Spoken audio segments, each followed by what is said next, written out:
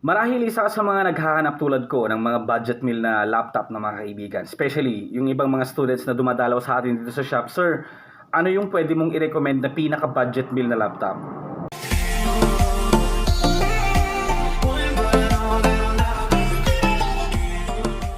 No, yung brand new sana na budget meal. Eh kung brand new na budget meal, wala tayong makikita. Pero nag-browse ako, marami din pala mga kaibigan. But this one is not based on my recommendations bilang technician, no? Ipapakita ko lang sa inyo yung mga pwede nating bilhin. Though these are considered to be some of the cheapest brands of laptop na mabibili natin via online store or pwede rin mga physical stores ngayon ng mga computers below 15,000 pesos. Yung mga clients natin dito sa shop, ang nire-recommend ni Teacher Kevin PH ay yung mga branded na second hand. Kung talagang super kapos sa budget mga kaibigan. Alam naman natin yan. And students nowadays, kailangan talaga meron silang sariling laptop. Okay, so meron akong babasahin na kodigo dito. Pasensya na, hindi tayo ganun kagaling mag-memorize. So, number 1 sa ating listahan mga kaibigan, walang iba kundi si Buy One laptop. Hindi ko alam kung anong brand yon. Pero as per checkings natin sa ating na-search, walang tatak doon sa mismong laptop. Yan. Si Buy One laptop mga kaibigan ay nagkakahalaga ng 9,500 up to 10,000 pesos.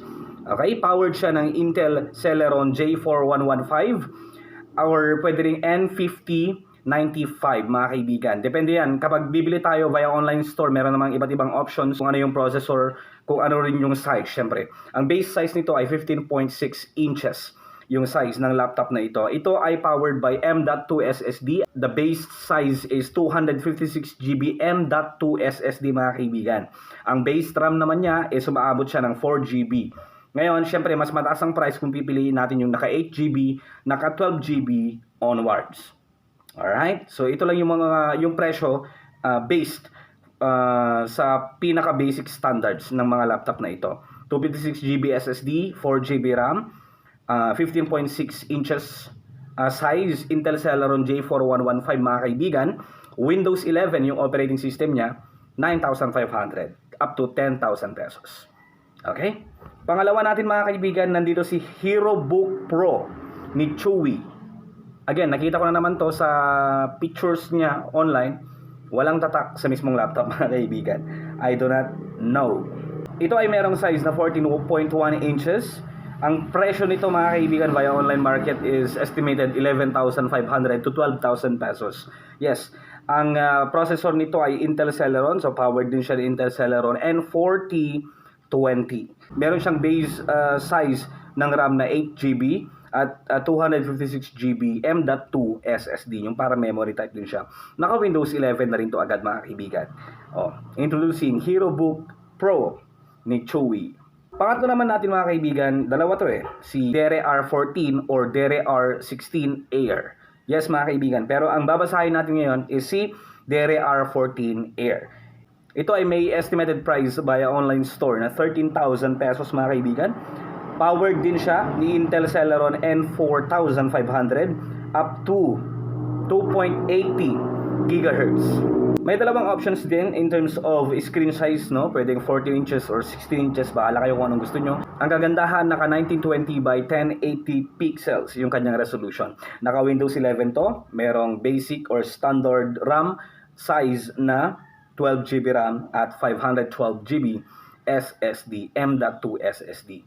Yung pang-apat naman natin mga kaibigan is walang iba kundi ito, yung sa lahat ng mga laptop na nabasa natin, ito yung nakita ng Teacher Kevin PH in person. Estimated price nito, si Persona MyBook 14 is 15,000.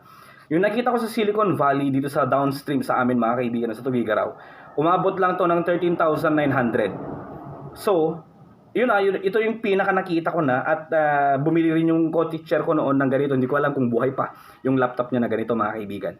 Persona MyBook 14, nagkakahalaga ito estimated na 15,000 pesos.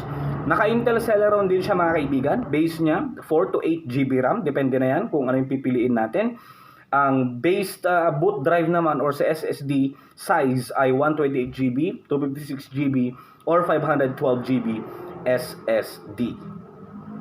At para sa panghuli naman natin mga kaibigan, walang iba kundi si Jumper EasyBook S5 Go. Well, ito ay nagkakahalaga ng mga 9,000 pesos mga kaibigan sa online store. Ito ay may size na 11.6 inches. Ito ay powered by Intel Celeron 3550 yung kanyang CPU, no? Naka Windows 10 based operating system at 4GB RAM sa based size ng RAM. Pwede rin sigurong 8GB RAM to, no, mga kaibigan, no?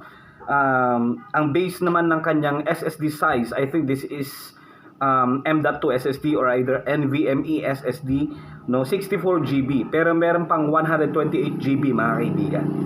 Right? And I think as time goes by, siguro ina-upgrade din itong mga to, umaabot din to ng mga 512GB to 56GB. Yan. So ito yung listahan ng mga laptop below 15,000 pesos para sa mga naghahanap sa atin dyan ng brand new na budget meal. Ang tanong mga kaibigan, sa lahat ng mga laptop na nabanggit natin, below 15,000 pesos, budget meal nga talaga yun mga kaibigan, no? I-recommend ba siya ni Teacher Kevin PH? Yes, hati yung decision natin dito, no? For example, sabihin na natin 10% ko yes, 90% will still depend on you bilang buyer.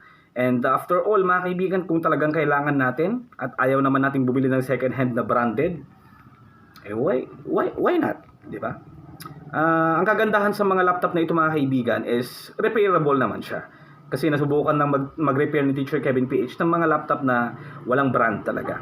Katulad ng mga nabasa natin kanina. Merong brand pero syempre iba pa rin lapa yung given, yung mga karaniwang brands na mabibili natin on the market, no? Na talaga namang sumasakit yung bulsa natin doon. HP, Acer, Dell, Toshiba, ano pa ba, yung ibang mga laptops na okay, Asus, di ba? After all, again, decisions will depend on you. Yun lang. Maraming salamat sa inyong panonood at yan ang ating top 5 cheapest laptop on the market 2023.